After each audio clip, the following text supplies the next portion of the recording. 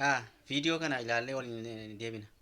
Kan lubbuu namaa bulleessu, kan lubbuu namaa bulleessu, balbala karra hoolota, araarsa abbaan namoota, araarsa abbaan namoota. Viidiyicha akkuma ilaaltanidha. Yooyyaa akkam jirtu kabajamtoonni dhaggeeffattoonni fuula yuutuubii koo viidiyoo kana yeroo darbe tiiktookii koo irratti gadhiiseen ture. Karaa tiiktookiidhaan namoonni baay'een maaloo guutuusaa nu gadhiisi jechaa turtanii. Karaa tiiktookii koos yaada kana isinii ibseera. Haa ta'uyyuu malee asiinis namoonni hordoftanii viidiyoo kana guutummaa isaa argachuu warra barbaadan egeree miidiyaa yuutuubii isaanii jala galtanii akka argattan akka jiruus ni hubachiisuu barbaada.